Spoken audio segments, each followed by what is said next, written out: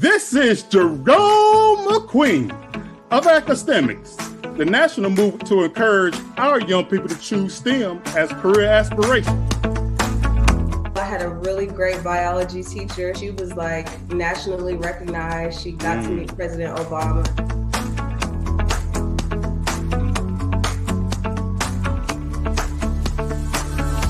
So this year I'm working with 3D printing, actually being able to use my skills from A&T to design things on the computer and actually see them become a physical part.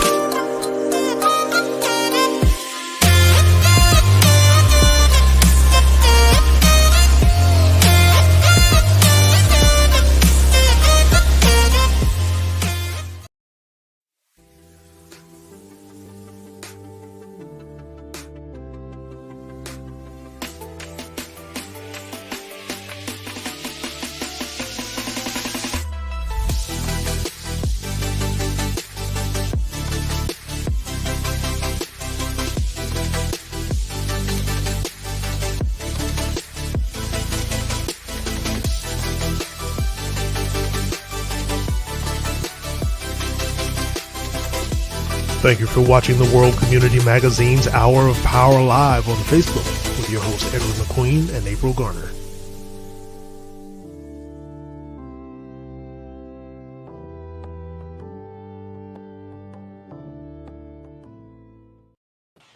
Oops, we're live. We are live, Brother Edward. How are you this evening? Good. Good evening. Ms. Garner, how are you today?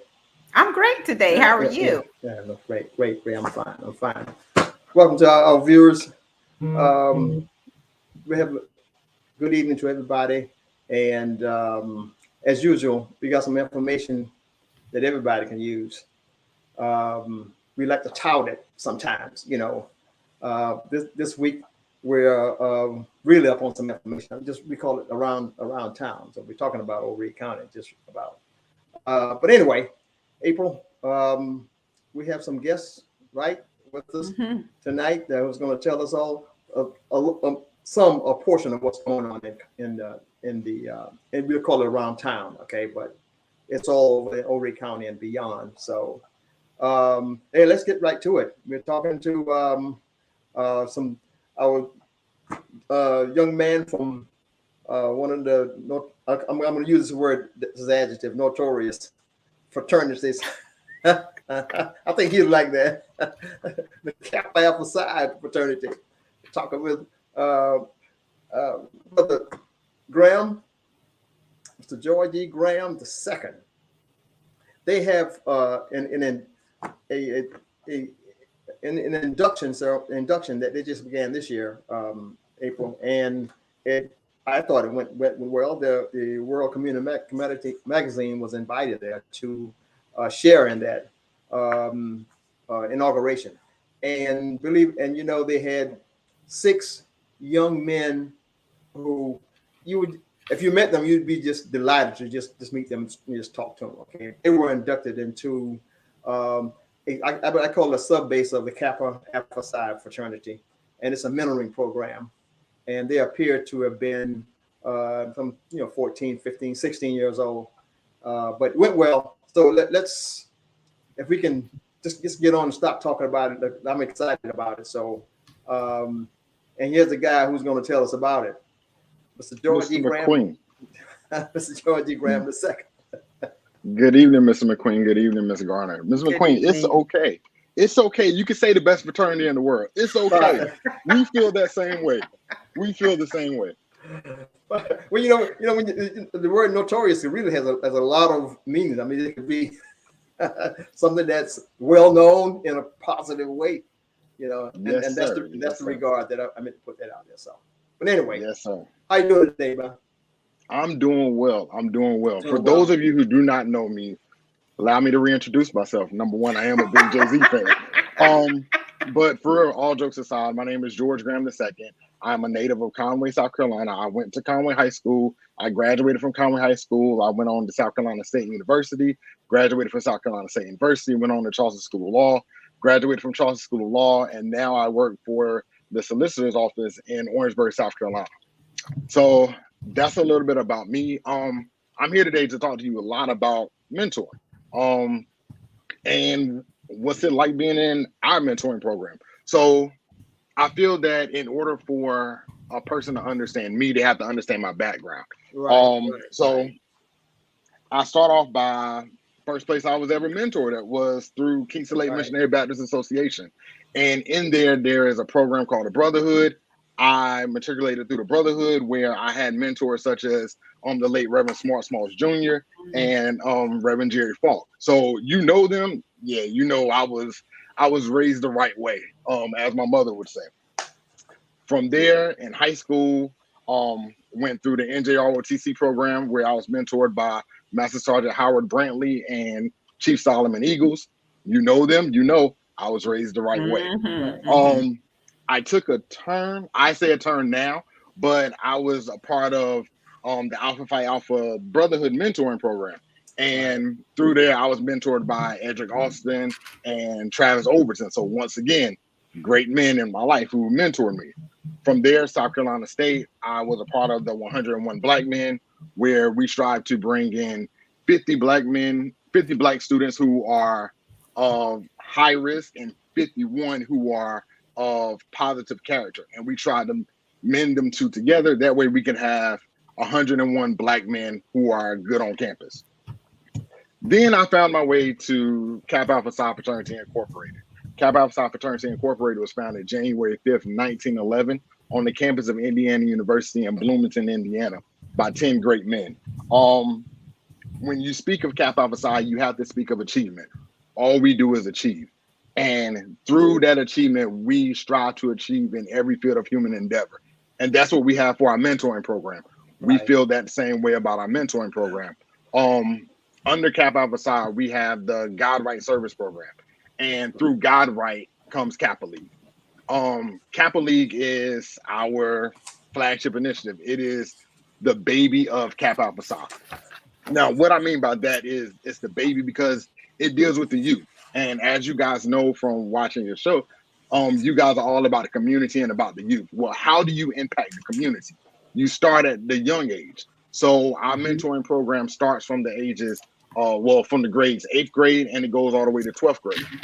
From us going from 8th grade to 12th grade, I will have to say that just because your child is a part of Kappa League, they are not members of Kappa Alpha Psi Fraternity Incorporated. They are considered a member of Kappa League until they graduate from high school. But the thing about my chapter, once you graduate from high school, we don't stop there with the mentoring. We still call you. We still check in on you. Make sure that you move in okay into your dorm room. There's been times when my fraternity brothers like Tamaris McCallum and D. Gray have went to these Kappa Leaguers move-in day to help them move into their dorm room.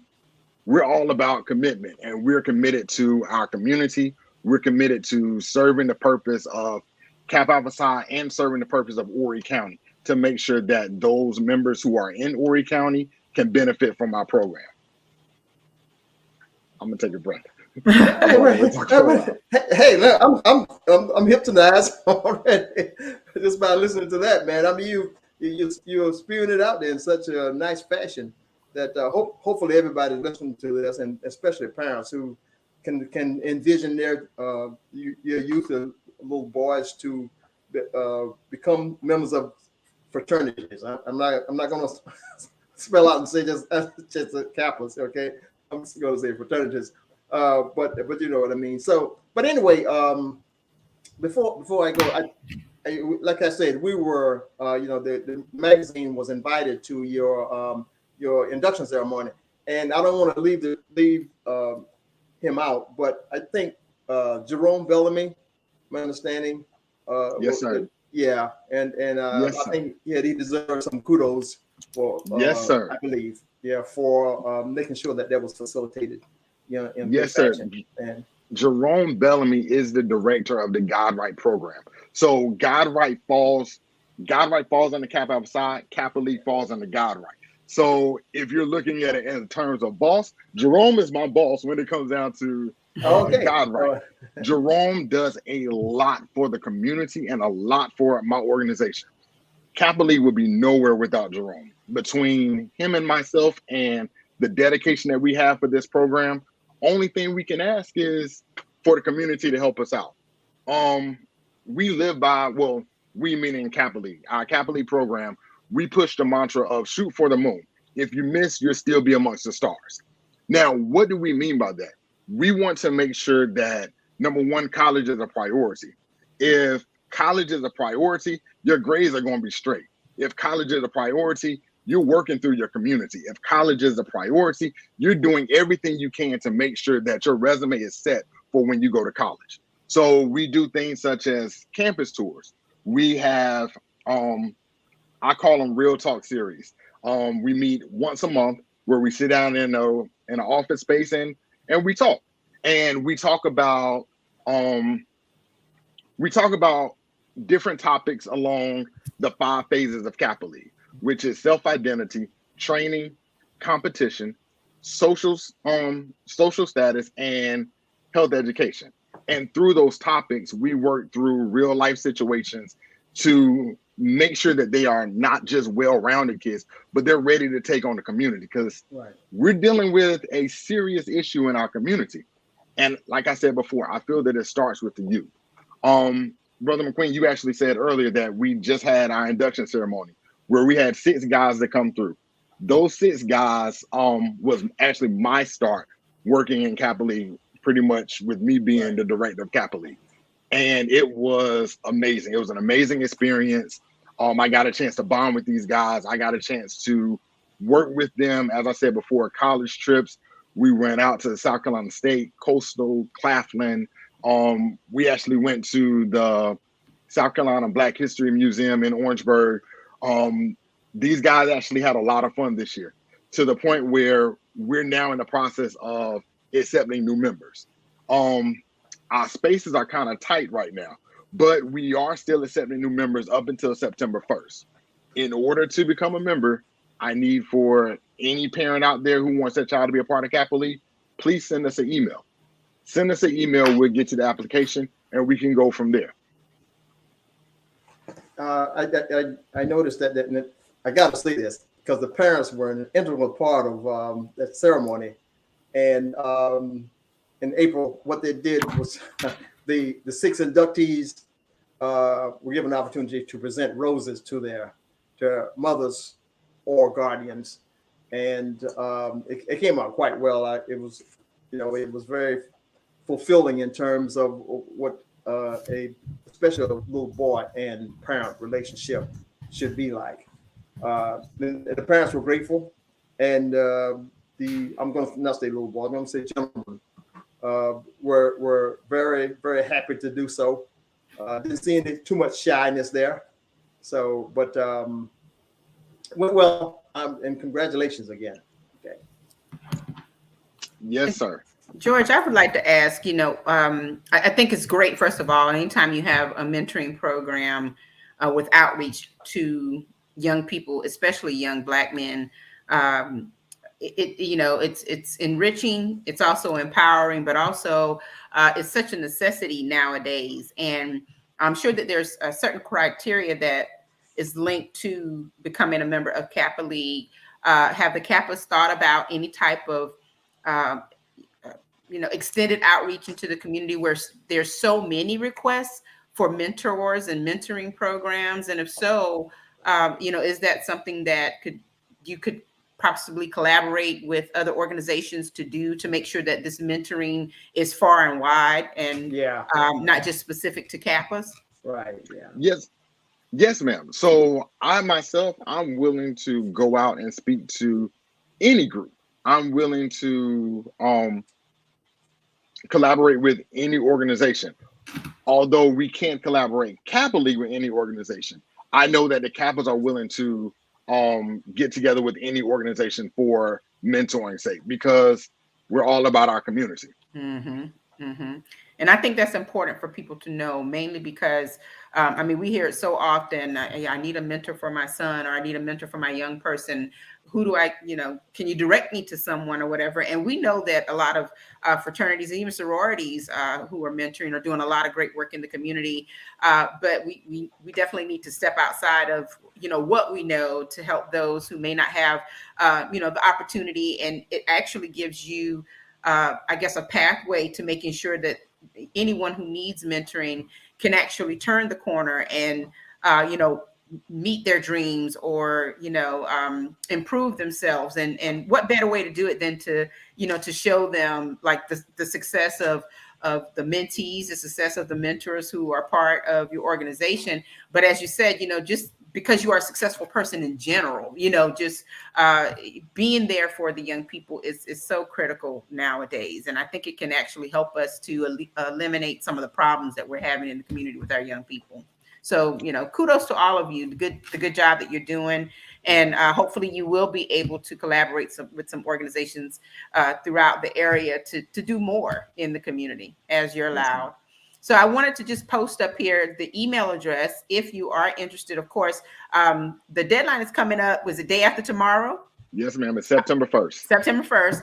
September 1st at midnight. Awesome. At midnight. So this is the email address. If you're interested, send Brother Graham an email. And of course, I'm sure he'll correspond with you to let you know what the possibilities are. And if not this year, maybe next year. But at least as far as the listening audience is concerned, that this program exists. And also there's a willingness to mentor in other areas that are not necessarily related to the organization. So congratulations to your new inductees and job well done. Absolutely, man. Absolutely. Mr. McQueen, before I leave, I would be remiss without saying to please be on the lookout for the events of Kappa Alpha Psi Fraternity Incorporated.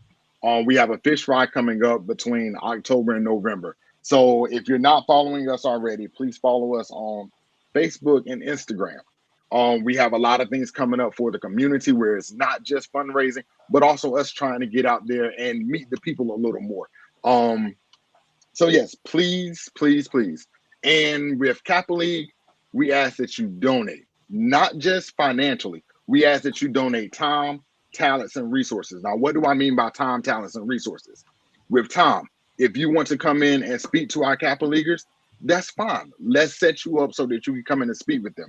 What do I mean by talents? If you have a project that you would like our Kappa Leaguers to come out to, maybe recently in the community, we did a yard rate where we rate members' yards. If you have something of that nature that's going on, hit me up, call me, let me know. I'll make sure that Kappa League is there to support, to work in the community, because we are about service. And lastly, resources. If you know of any resources that we can use, whether that be financial resources or resources such as this may be a good topic to talk to your guys about, please send them our way, because it takes a village to raise a child. Absolutely. And I feel that Kappa Alpha Psi is a village, but at the same time, Horry County in a whole is the village of these young men. Mm-hmm. Thank you, man. Thank you so much. And lastly, I know you're about to get off, but lastly, I do want to recognize, and you didn't mention it because it did happen. You had the parent of the year there at the induction, and yes, that sir. was Miss Felicia Graham. Do you know her? Felicia Graham. Yes, sir. We have great parents in Kappa League. Yeah.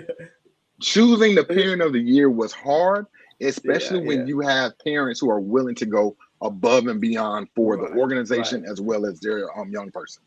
Okay, and I'll end it with this. Also, now you all also recognize them to some people who offered you spaces for meetings and stuff like that. Yes, and that sir. was the law firm of McIver Graham and Yes, sir. Brother Graham the first. Yes, sir. George Graham Senior, I guess, offered those kind of services. And just like you mentioned previously, it doesn't have to be monetarily. Okay. Yes, sir. But the time, and that was a good indication of that. So congratulations again, and with some more progress, please feel welcome to come back on. Okay. Yes, sir. Thank you so much for having me, you guys. Absolutely. Absolutely. All right. Well, Brother Edward, I tell you, it's always good to know that there's mentoring happening in the community.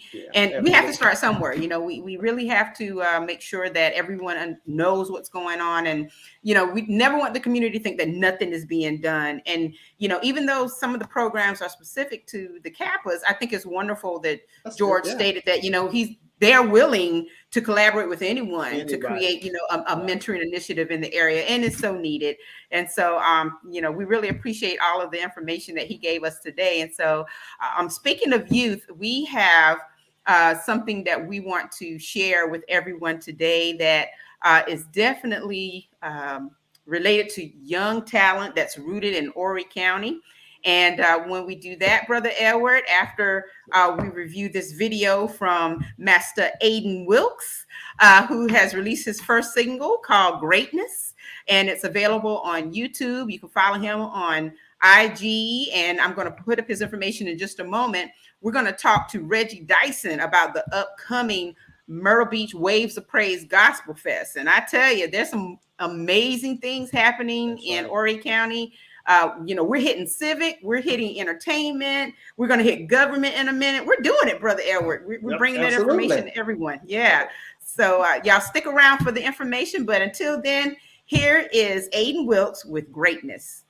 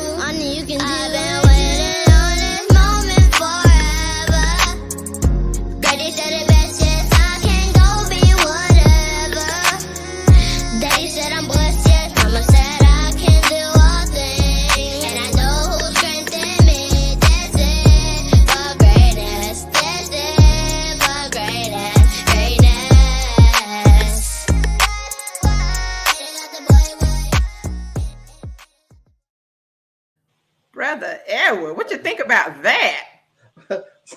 So I'd give her a contract. Somebody's going to come up with a contract. Give him a contract. Yeah. I'm sorry. Sorry.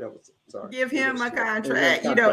Aiden is doing some really big things. He is a singer and an actor. He was recently featured on a couple of primetime shows, including Queens and the Miss Pat show. And he's been doing a lot of little projects here and there and some big projects. And, like I said, he's young talent rooted in Horry County. He is the grandson of Yvonne and the late Skeet Jones, and also Ola and the late great Mr. Pete Wilkes. Wow. And his parents are Letitia and Fred Wilkes, and they're out of the Atlanta area. So we definitely wanted to share his newest single and to congratulate him on being such a wonderful young talent. And did you listen to the message in that song? Yes, indeed. He talked about where his motivation comes from, and he was definitely referring to a higher power, and that's what we need to instill in our young kids. Absolutely. They can't do it all on their own. They have to have people around them, inspiring them and motivating them to do more. But also, they have to know where their true power comes from. And so, I think it's wonderful. And you can follow him on social media, YouTube, Get to Know Aiden, TikTok, and also IG. There it is, right there on the screen. My apologies for starting off by misinforming about an agenda or whatever, but that's a slip for some reason. But it's okay. Yeah. Look, talent will cause you to do that. Okay. What will cause you to do that? When you see good talent like that, okay. I mean, it cause you, and things on your mind, and then talent like that comes up and wow, we got this in Horry County. Okay. Rooted in Horry County. There's a lot of wonderful things coming, and in our future broadcasts, we will continue to show everyone all of this wonderful talent out of Horry County. Got a few surprises coming up, and I just cannot wait. And of course, we have someone who is extremely talented at bringing great talent into the area, and I'm about to bring on Reggie Dyson. How you doing? God bless, and thank you all for having me on this wonderful show tonight. Yes, thank you, Reggie, for being here. Yeah. Brother McQueen, good to see you once again. It's always good to see you, man. Thank you. Yeah. So, as you all know, Reggie Dyson is the mastermind behind the Myrtle Beach Waves of Praise. And this is the third? Is this the third year? Fourth year? This is the fourth. Would have been the fifth, but COVID made us cancel 1 year. So this is the fourth year. Absolutely. Fourth year happened in Labor Day weekend. Reggie, tell us all about this vision and what you've done here. Yeah. He got Miss Shirley Caesar. I mean, that's man. Well, I tell you, it's all the work of God, and when we all can come together collectively and for one main reason to working together, we all can make some great things happen. And I'm thankful this afternoon what God is doing through the Myrtle Beach Waves of Praise Gospel Fest. This is the fourth year. Last year we headlined with Pamela Mann and the Clark sisters. This year headlining with the Queen of Gospel, Shirley Caesar. I mean, listen, Shirley can sing hit behind hit behind hit behind hit. Grammy Awards, Hollywood Walk of the Star Walk of Fame. I mean, it just goes on and on. How much talent Shirley Caesar has, and she's ready. She's so ready. She will be here Friday. She's getting in here Friday, and she's ready to sing. And she says she's gonna sing whatever the crowd wants to hear. Well, all right. So also we have John P. Key. I mean, you're talking about another legend of gospel. Diedrich Haddon, Damian Little, Wes Morgan, Lucinda Moore, Luther Barnes. I mean, it's just a truckload of satisfaction. It's a 2-day event. It's absolutely free. The weather's going to be nice. I mean, the rain chances are very low, and it's not going to be as hot. So listen, dress comfortable and just come to let's have a good time. This is the first time in 4 years that we sold out of vendor space. I mean, we had to cut it off weeks ago. We are sold out. sold out for vendors. Wow. So, yeah, do you mind giving the location again? Yeah, it's going to be at 812 North Ocean Boulevard. It's the same spot where the old pavilion used to be on the boulevard in Myrtle Beach. Okay. It's the same spot where the Country Music Festival is being held at. So it is going to be oh man, listen.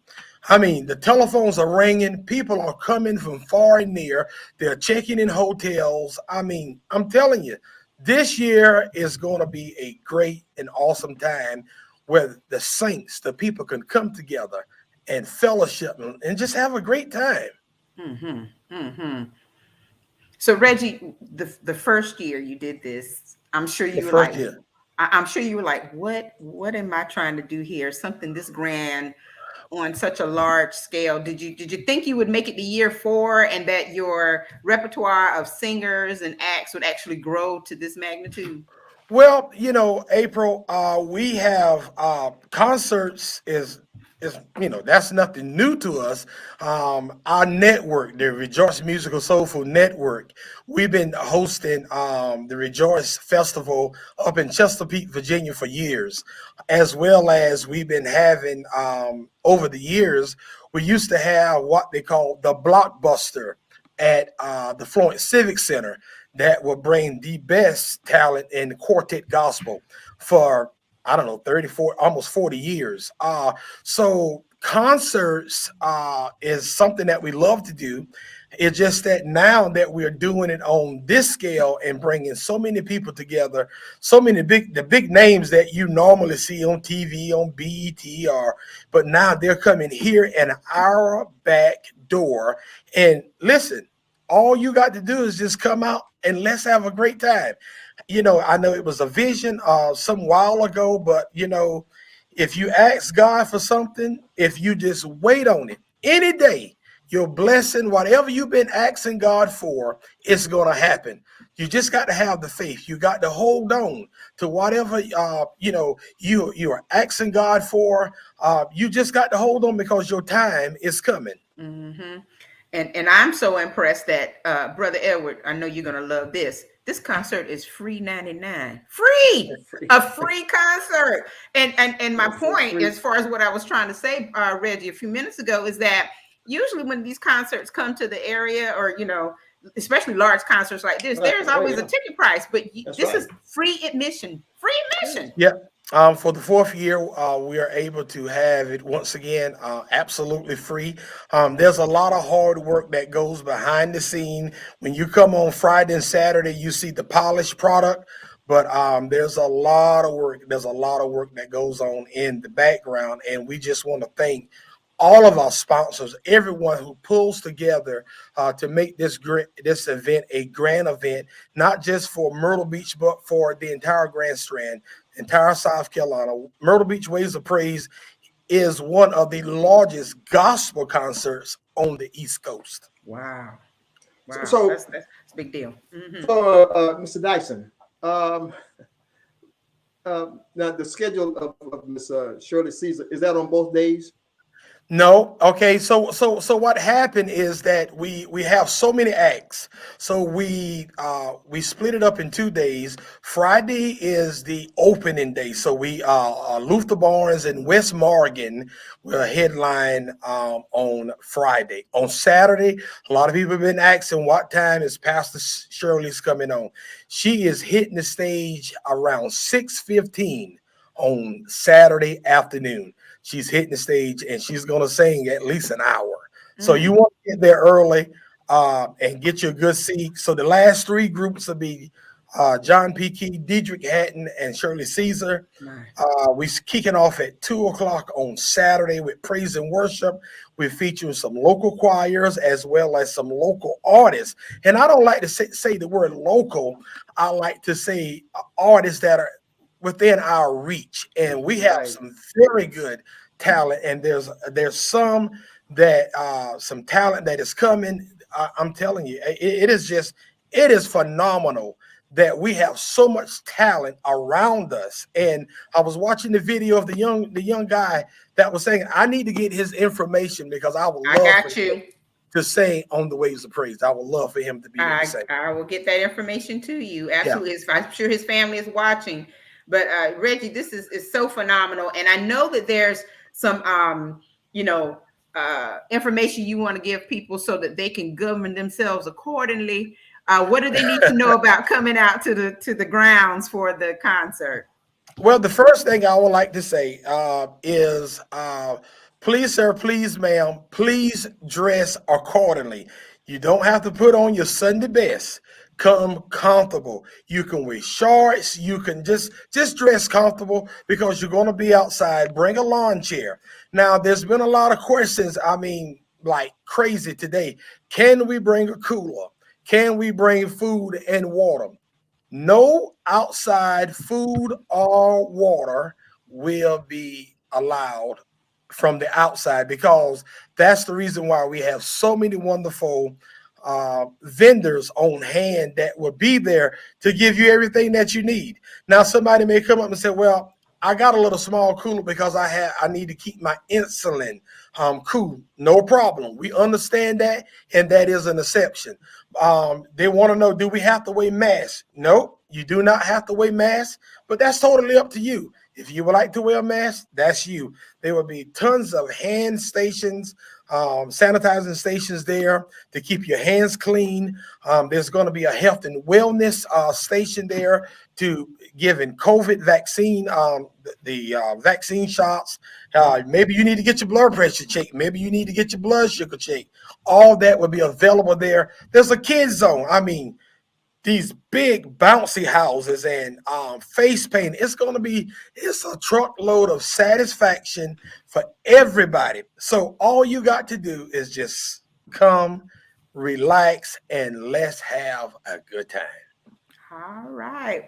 Well, Reggie, I know that you are a busy man, obviously working hard to finalize plans for this festival, but we just had to have you here to talk a little bit about it and to let everybody know what they can expect. And if Pastor Shirley Caesar's going to be in the house, we're going to have beans, greens, tomatoes, potatoes, lamb, ham, hog, she's going to bring all of that. I know she's going to bring all of that and more. Yes. So it's going to be a great time. Yes. And Pastor Shirley, I spoke with her earlier today, and she's like, "Hey, how's the weather in Myrtle Beach? I got to put my feet in the water, in the sand. I can't wait to get to Myrtle Beach." So we are happy that God has given us wonderful weather. The hurricanes are staying out in the ocean. So listen, we're going to have a good time. Get there early, and let's have a good time. Yeah, absolutely, Brother Edward. What you think about that? Well, I guess I kind of talked with Brother Reggie some time ago, but for the audience, from my perspective, I just think that this is going to be something fantastic. And all those names that you had listed on there, the coordination of that must have been a task force. Well, because we are, in the radio business, our station, which is Rejoice, 103.5, 95.5. Yeah. So our station, we just got back from Atlanta, Georgia. We received our third Stellar Award nomination. So, of course, all these same groups that are appearing this weekend, they were all in, Atlanta. So we laughing and talking, but we start now. We've already started now for next year, and we got a surprise for y'all next year. It's the 5th anniversary. So listen, it's gonna be a surprise like never before for next year. I'm telling you, if you're gonna be a vendor, get your vendor out. We turned away at least 45 or 50 vendors. Wow. I mean, there's a study calling from all over the country. So, this event is growing by leaps and bounds. So, we've already started for next year, and we got a surprise for everybody next year. Mm-hmm. Well, congratulations, Reggie, for the Stellar Award. Yes, thank you. Stellar Award nominee. Yes, thank you. Yeah, that's the Stellars is it's not anything easy. And so we are broken down into 4 categories. So we're in the Myrtle Beach market, and Myrtle Beach market is considered a small market. We probably started with at least 50 stations. And so it started twinkling down 50, 40, 30, 25, 10, and then we ended up with four of the best stations, gospel stations in a small market. And kudos to my friend, Brother Williams, that is in Macon, Georgia. He put a whipping on us, he put a whipping on us. So, but when you look at our network, which is the Rejoice Musical Soul Food Network, we have won at least 15 Stellas, and our stations probably got at least 25, 30 Stella nominations. So it's a tough job, but we love it. We love what we do, and we're going to be here for the long haul. It's a tough job, but somebody's got to do it then. Somebody's got to do it, and I'm glad you enjoy doing it, Reggie. So yeah, congratulations to you, not only on the Stellar Award nomination, but on the success of the Myrtle Beach Waves of Praise Gospel Fest. Thank you. And Thank you. we're going to continue to pray for great weather. We know it's going to be a fantastic time, and we look forward to year number 5. Yeah, it's going to be good weather is predicted. The 10-day forecast indicated that you're going to have good weather. We're going to have greens, beans, potatoes. We're going to have it all. Exactly. I mean, hey, April, I know you love the blue crabs. They're going to be, there's a vendor coming with the blue crabs, the low country ball. I mean, listen, we got vendors we never had. It's going to be some vendoring going on at the Waves of Praise this year. So we just want everybody to come out.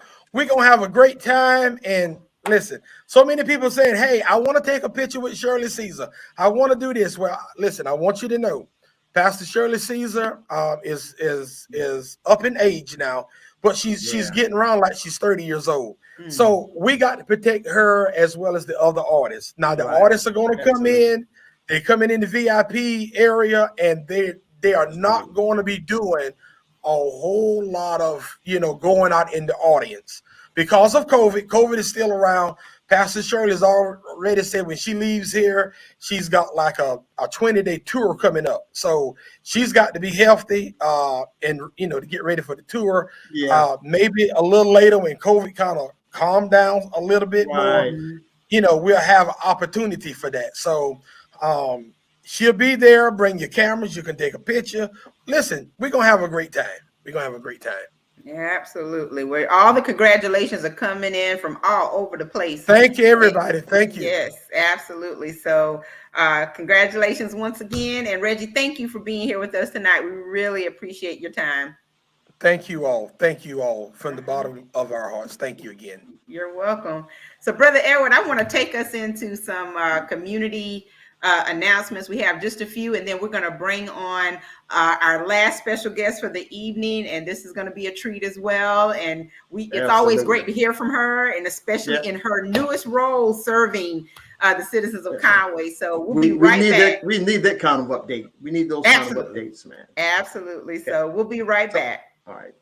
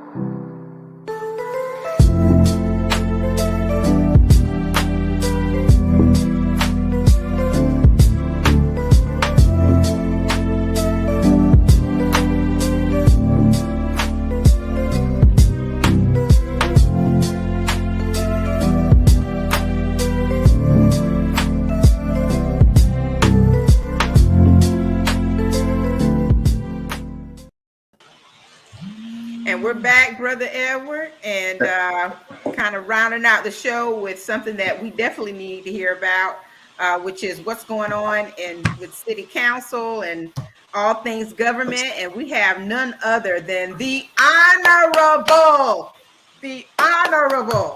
Councilwoman Amanda Butler. How are you this evening? I'm good. How are you? We're great this evening. Thank you so much for being with us tonight.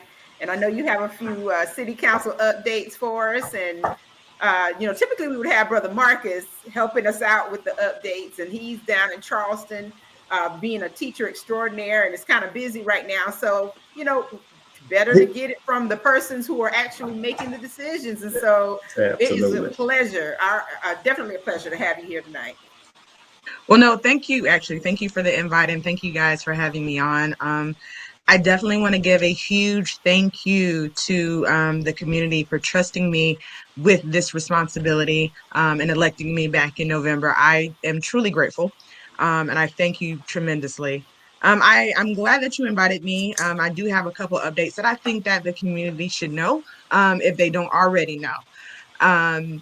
One of the things that I want to make sure that everybody is aware of is the boards and the commissions. There are several boards and commissions that are appointed by the city council as well as the mayor, and we have vacancies.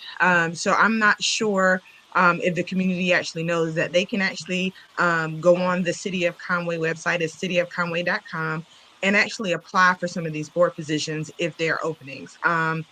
Just some of the boards that we have, I'll just name a couple of them. We have the Accommodation Tax Advisory Committee, the Community Appearance Board, Construction Board of Appeals, Conway Housing Authority, there's Lakeside Cemetery Committee, there's the Municipal Election Committee, Planning Commission, Recreation Advisory Committee, the Rose Hill Memorial Gardens Committee, the Water Quality and Storm Drainage Commission, and then Zoning Board of Appeals. Those are the list of boards that we appoint after we receive the application. So the biggest thing that I want to encourage the community to do is to stay engaged. And yes, I am thankful that I am elected to city council, but it takes all of us. And so if there's some openings in those boards, definitely apply for them. Get on those boards. A major board that I want to talk about tonight is the Planning Commission. The Planning Commission is huge, especially when it comes to rezoning. And I think that's a huge issue for several people, where you can have something that could be, this is just an example, something that could be zoned in a residential area that could be changed to neighborhood commercial, or that could be changed to highway commercial. And so these are important things that the community needs to know, because let's say I live next to April, and there's an empty lot next to us and they want it to be rezoned to neighborhood commercial where they could put a business or something like that there. If that's going to affect us, then we should be able to go to city council and to the planning commission to voice that opinion. Okay. Excuse me. Can I just interrupt? Wallace on the line. Does that take a majority of some point to reject that? If like you said, the scenarios that you live in, that April is next door, and then someone wants to open up a business that's next door. When you get down to the city council to voice your opinion, what requirement is there for that to be a no vote? In other words, that they won't go through with it. Yes. So there's 3 readings. There's 3 readings of the request. And then that first reading where we hear it, it would take a majority vote. So it'd be a 4-3 vote or a majority, however that works. But it has to at least be 4 votes to say, no, we are not going to rezone. And that's huge, because I could say no, but if I'm the only person saying no and everyone else says yes, then it's going to be rezoned. So we kind of have to keep that in mind as well. It is majority vote. And one of the things that was on the agenda that is no longer on the agenda is that when it came to that first reading, we would have public input on that specific matter in first reading. That is no longer happening at city council. So instead of us hearing that first reading is actually being heard at the Planning Commission meeting. And the Planning Commission meets on Thursdays. Matter of fact, they have a meeting on September 1st. They meet on, I think, the first Thursday of every month. So what that means, previously, you could come to City Council. We would hear the first reading.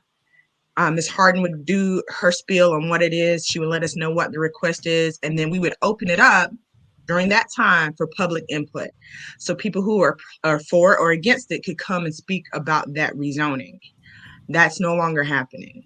So what that means is that first public input has to happen at the Planning Commission meeting.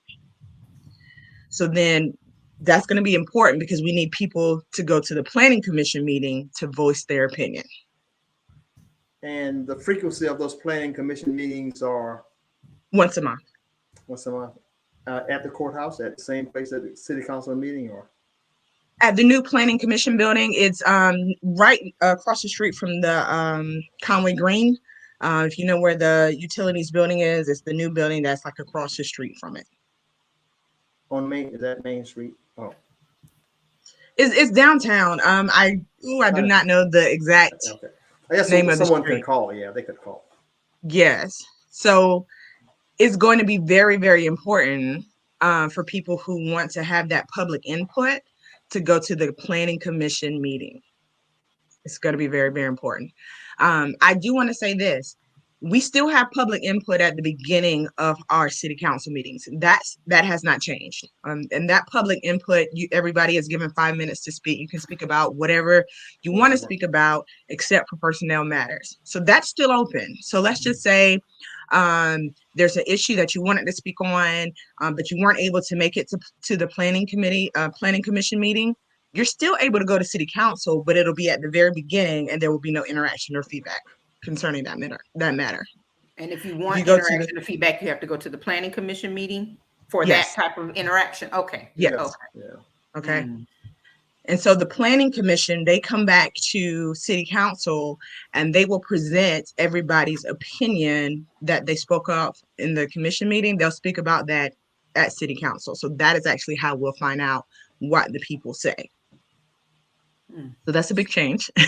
So how do they actually communicate these changes to the public? Is it all on the website?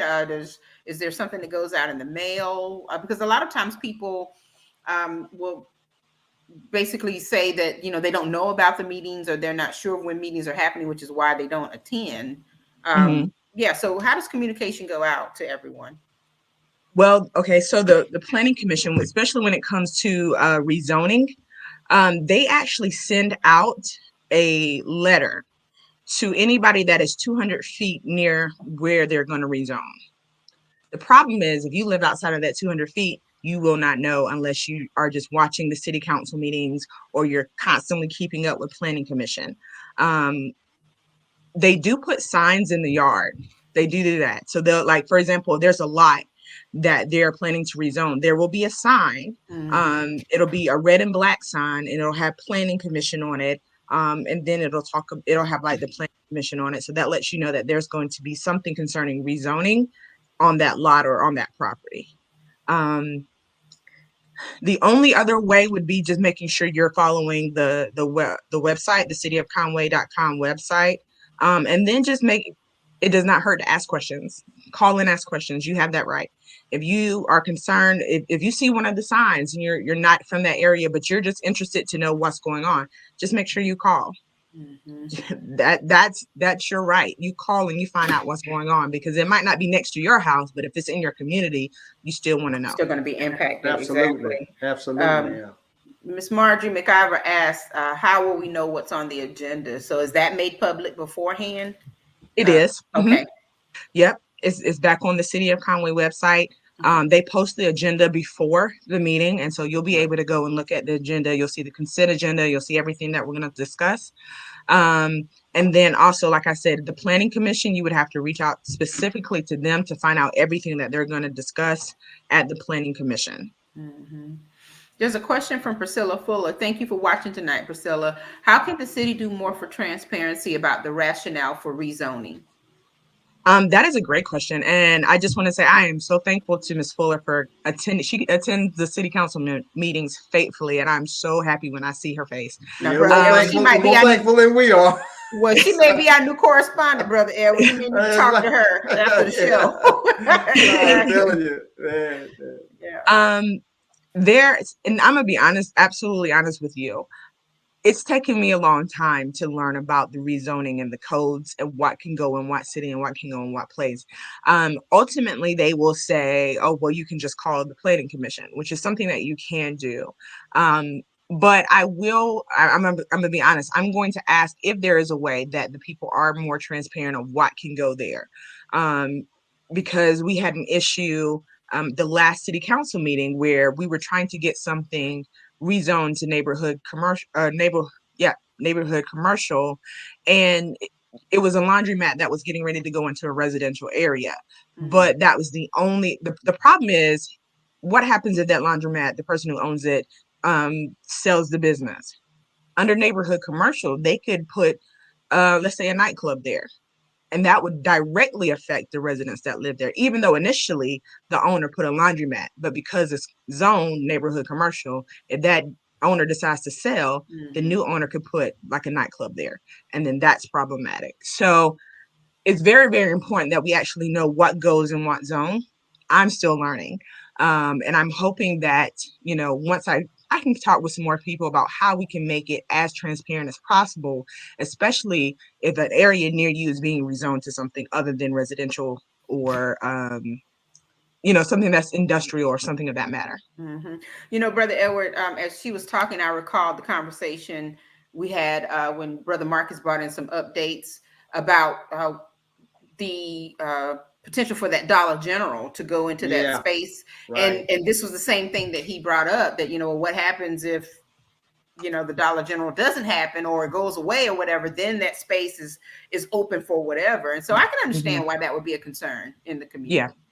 And that is the biggest thing. And you're right with that whole Dollar General situation. That was the main concern. What if something, the deal falls through and there's no longer Dollar General? What then can be placed in that area? And under different zonings, there's different lists of what can be there. So it's just being careful, because we don't want to vote on something because yes, it might be a Dollar General today, but what about 10 years down the road when this owner decides to sell it or something shifts and there's another business? What are those options? And so it's really we look at what other business can go into that zone. And if something goes wrong, what are the possible outcomes of that? So that's what we're looking for too. You need a good exiting strategy. That's what we're looking for. Yeah. I want to ask one more question. And of course, tonight is not to put you on the spot in any way. It's for updates and things like that. But of course, having you here, it just means you naturally have questions. And I know that a lot of people are also looking at, for example, the 501 corridor and the businesses along that corridor, and how, there's so many parcels that are open or vacant, and new things are coming in. There's the perception that, there's some businesses that just don't seem suitable on a very high traffic, highly visible pathway into Conway. So, what does the city have to do with those types of decisions? Because there are a lot of parcels that are empty, but yet there seems to be more construction going on to bring some new buildings in. What input does the city have, and what power over that does the city have? That's a hard one, simply because it goes back to zoning. So whatever is zoned in that area, and a lot of things on the Highway 501 corridor is considered highway commercial. But with that, different businesses can come on that corridor. One of the issues that, some parents had was, okay, we got so many vape shops, which is an issue. Vaping is an issue. And so they were like, well, how is the city allowing all these vape shops? Well, it actually is not on the city. It's because this area, that store is considered highway commercial, and it allows for a developer to put a vape shop there. if that makes sense. Yes. And so if we have all of these, if you're looking at Highway 501 and we have all these parcels that are considered highway commercial, anything that follows under that zoning code is able to be there. It just depends on the developer. Wow. Well, Wow. well, you just educated us on a lot, because I guess the city wants to appear to be as inviting, family friendly, whatever the adjectives are, as possible. And when you see certain things go up that aren't as appealing, it does concern the residents or whatever. But knowing that it's all because of the codes and how things are written into policy and that type of thing, what can you do? We have Devin Parks, who works with the Chamber of Commerce, who does economic development, and I absolutely love him. He does a fantastic job of trying to go get businesses and try to get them to come, and that's a hard job because of the size of Conway. But he's constantly trying to convince businesses, hey, yep, this is a good spot. You should come here. This is zoned highway commercial. You should come here. And so he's doing his best. But in the meantime, different developers and different owners, they can, to be honest, put whatever business they deem necessary there, if that makes sense. If they own that parcel of land and they're a developer, they just send their request through the planning commission, and it either gets approved, denied, that kind of thing. Just it depends on what they're trying to do building wise. But if they're a business owner, they're a developer, and they say, I want this business here, I own it, then by definition they can put it there. Wow. So Ms. McIver asked, is there a way to get rid of them or even to stop that? It would be my other addition to that question. But it sounds like it's just there's a lot of red tape involved and some things that just are out of your control. Yeah. Right. And unfortunately that's out of council's control. We really kind of had control of the zoning codes, and one of the things that I don't foresee changing at all is changing that highway commercial zoning along 501. Right. Okay. Yeah. All right. Are there any other? Go ahead. I'm sorry, Brother Edward. I was about to say that hopefully I'll say this in last week. You don't. I know it's your first year as city council person, but please don't consider yourself a rookie. Okay. You've been delivering you've been delivering to this evening like you're a veteran. Okay. So, and I'm sure the information that you've been spreading out there, people have digested very well. I know I have, and I'm sure I think I can speak to my co-host. Right? Yeah, absolutely. I'm impressed. But I mean, really. Not surprised, impressed, but not surprised, and I think it's wonderful, when you were running and we learned that basically all of city council is supposed to serve all of Conway, Conway at large. And that's one thing that sticks in my mind, because, that means you should all be working together as a team for the betterment of Conway. And, Priscilla Fuller, and I think I just put it on the screen, but I'm gonna do it again.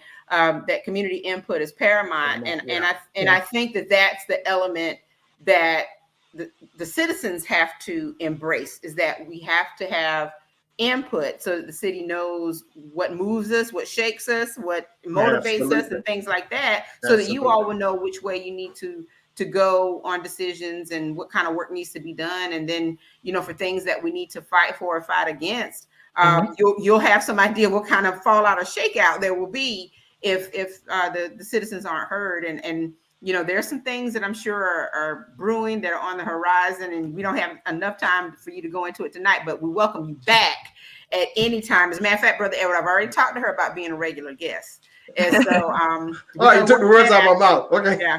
Yeah. I don't have to say it.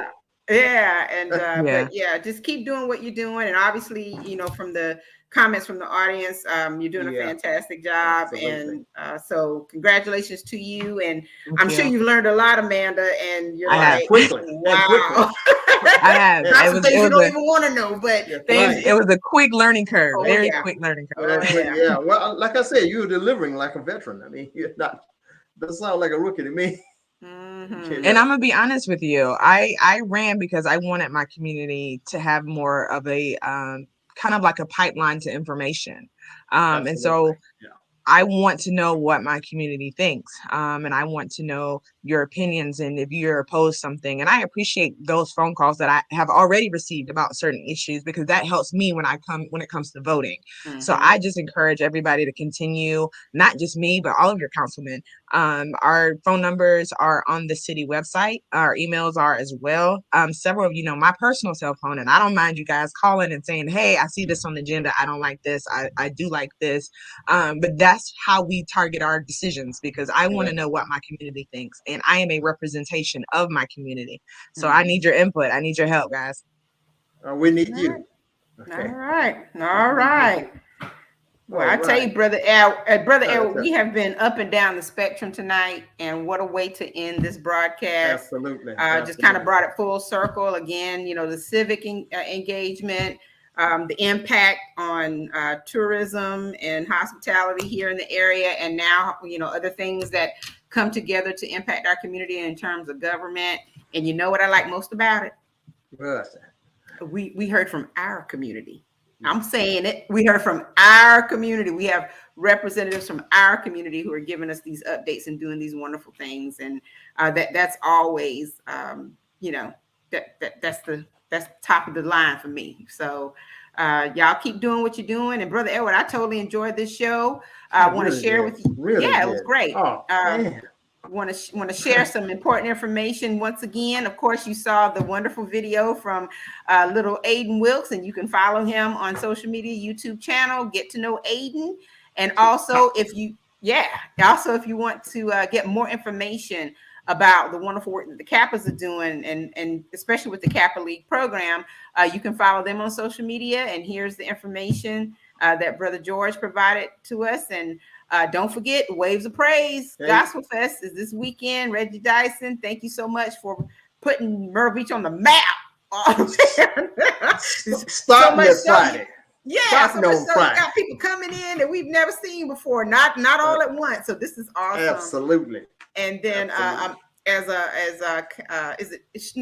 what is the, I guess, what's politically correct? Is it councilwoman, councilperson, or should I just say the Honorable Amanda Butler? What should I say?